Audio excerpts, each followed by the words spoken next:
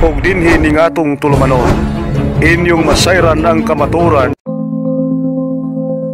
kay sa kamaturan.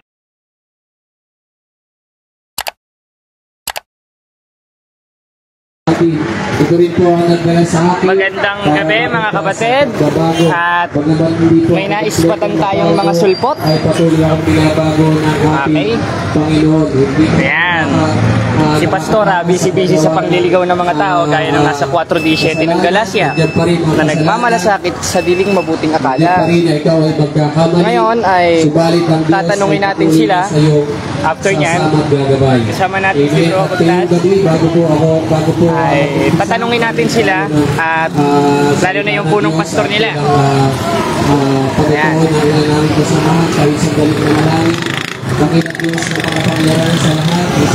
Dito tayo. Ito, mga miyembro kayo? Mga boy na gan kayo? Pwede magtanong? Pwede magtanong sa'yo, bro? Yes, po. Kristiyano po ba kayo? Yes, po. Kasi nabasa ko sa 3:15 ng unang Pedro, kung talagang sumasamba tayo kay Kristo, handa kayo ng pagtatanong nila para subukin kayo. Kasi nasa 4:1 ng unang 1, ang sabi ni Apostol Juan, mga minamahal, sige daw, pabasahin niyo po na ako. Mga minamahal, huwag kayong magsipaniwala sa bawat spirito, kundi inyong subukin. Ngayon, kung hindi ko kayo susubukin, yari naman ako kay Apostol Juan, dahil yun lang ang alam kong gawang mabuti. Sige. Sana po, sa ibang pagkakataon at tamang oras. Tama naman to. Ano po nasabi natin tamang oras? Kasi sa 6:33 ng Mateo, hanapin niya muna ang kanyang kaharian at kanyang katwiran sa papaanong paraan sa pagsunod sa kanyang utos. May tamang oras po. Oras? O, alas 6 ngayon. O. Ay, alas 7:07. Nagpabiso po ba kayo na makipag-usap po? Hindi, magtatanong ako ngayon, bro eh. Kasi kung talagang totoong Kristiyano kayo, 3:15 ng unang Pedro, handa dapat kayo sa pagsagot. Ngayon, kung magpapatutsada kayo, hindi kayo sasagot sa aking tanong, hindi kayo totoong Kristiyano. Sa makatwid, mga impokrito lang kayo. At nililigaw ninyo yung mga kapatid namin Katoliko. Nasa inyo po yun. O talagang nasa amin at nasa Biblia. Dahil kayo yung tinatubaran ng 24:24 ng Mateo na mga lumitaw na mga bulaang propeta, kasama kayo doon. Hindi, nagtatanong kasi kami, bro eh. Kasi nililigaw nyo, halos Katoliko ang nandito. Pero sa'yo, ano kaligtasan ng isang tao? Si Kristo. Paano? Sa pag-anib sa tunay na iglesyang nasa Biblia dahil utos yun. 3:6 ng Epeso. O sino mas matalino sa inyo ni Pablo? Ikaw o si Pablo? Ikaw o si Pablo? Sumagot ka, sino matalino sa inyo ni Pablo? Ikaw o si Pablo? Buhay. Buhay. Kung paanong si Elias at si Moises 17:3 ng Mateo nasa langit, gayon din ang mga apostol. Tanong ko sa'yo, kailangan ba ng relihiyon para maligtas? Yes or no? Kailangan ba ng relihiyon para maligtas? Yes or no? Yes or no lang? Yes or no lang? Yes or no lang? Sumagot ng yes or no?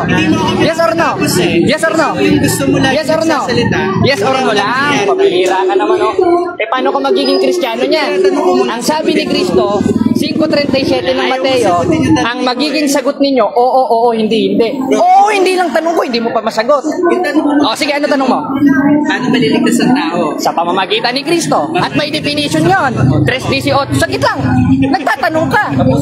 Pag nagtatanong ka, maghintay ka ng sagot. Pambihira.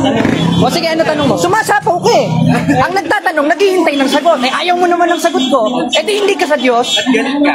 Magalit. Utos eh. 12:9 ng Roma. Kapuotan ninyong masama.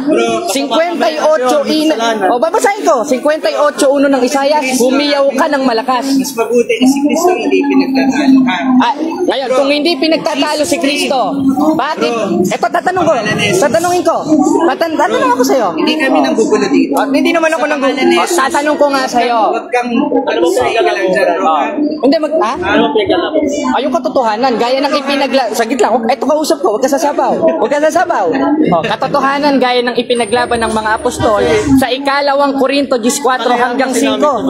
Kalayaan rin namin pumuna. Kaya nga pinupuna ko kayo eh. 5:13 ng Galacia, tinawag tayo sa kalayaan. Ngayon, ang tanong mo sa akin kanina, takot ka na. Takot ka na. Walang mayayari sa usapan natin. Mayroon nga mangyayari eh. Hindi ako nagpapasikat. Sasagot ka ba sa tanong? Ganito kasi bro, nililigaw nyo kasi yung mga kapatid na Katoliko, panloloko ninyo. Katoliko yan. Katoliko yan. Si Kuya may rosaryo. Oo. Kilala mo? Oo. Ano pangalan? Hindi ko kilala pero Katoliko. Hindi namin sila pinipilit. O, kung hindi nyo pinipilit, doon kayo mangaral sa inyo.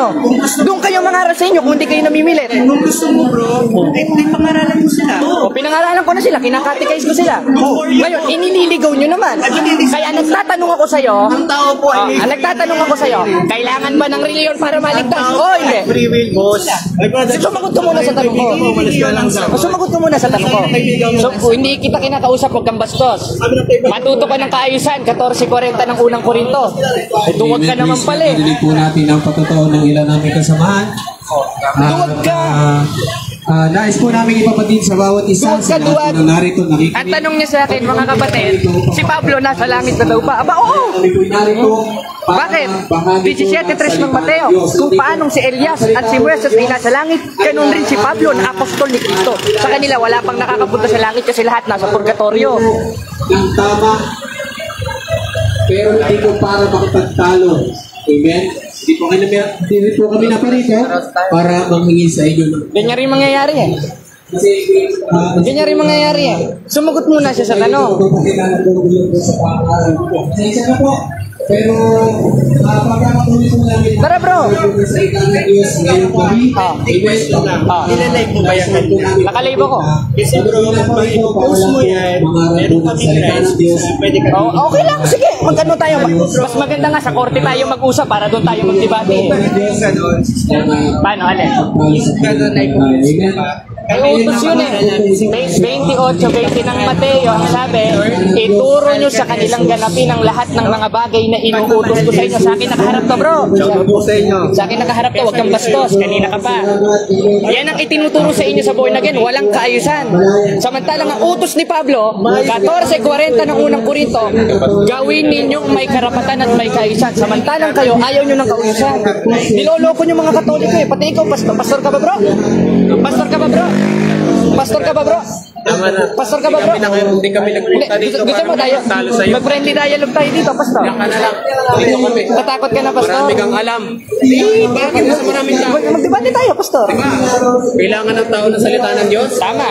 Alam na namin salita ng Diyos. O kaya, kung alam nyo, ito, alam mo ba ang ikalawang Korinto 14 hanggang 5? Magtalo kami sa Hindi, pananampalataya. nagtatanong ako, alam mo ba yung ikalawang Korinto 14 hanggang 5? Alam mo ba ang 6:12 ng Epeso? O hindi mo pala alam, nagpastor ka pa. Alam mo pala yung 612 ng peso. Hindi pa. Alam mo ba ang 6:12 ng Epeso? Alam mo ba yung ikalawang Korinto 14 ng ikalawang Korinto? Ano bro? Lumapag kayo ng diskusyon. Mga CFD kasi kami eh. Hindi naman kami papayag, mangaral kayo dito. Pastor ka, di ba bro? Mga muna kami, makinig ka muna. Eh, ayoko makinig sa inyo, wrong interpretation yan. Tanong. Magtatanong ako sa'yo, pwede? Magtatanong ako sa'yo, pwede?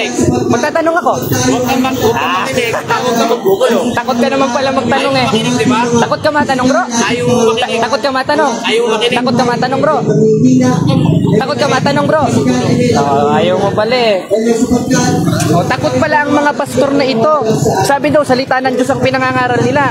Kung salita ng Diyos ang ipinangangaral nila, dapat sinusunod nilang ikalawang Korinto 14 hanggang 5 at 3:15 ng unang Pedro. Dahil ang definition ng tunay na Kristiyanong nasa Biblia, handang sumagot sa tanong. Eh sila ayaw sumagot sa tanong ko eh. Bakit bro? Ano ba sabi? Kaya doon na tayo dumaan. Dito sa ba? Hindi na, ganyan rin mangyayari eh. Ang salita ng Diyos. Takbo naman pala. Sa susunod, kung mangangaral kayo, at magsasalita kayo, kaya niyong panindigan, lalo ka na. Lalo ka na. Kaya namin yun. Ayaw lang namin makipagtalo. Ibig sabihin, hindi niyo sinusunod si Pablo. Hindi niyo sinusunod si Pablo. God bless. Oh, diba? Ay, ayoko tanggapin yung Diyos niyo. Ayoko tanggapin yung Diyos niyo. Peke yung Diyos niyo, yung kinatuparan ng 4:8 ng Galatia. Oh, ganyan kay ipokrito mga kapatid ng mga born again. Born again to. Oh bro. Kita nyo mga kapatid. Dapat hindi mo inano eh. Na-trigger ka ba? Ba't hindi ka nagpa-trigger bro? Ayan, uwi na tayo. Ayaw nila matanong. Ayan. Kita nyo mga kapatid, ganito ang araw-araw na nangyayari dito. Hindi nga sila nangaral doon sa may plaza, dito naman sila nangaral para iwasan tayo.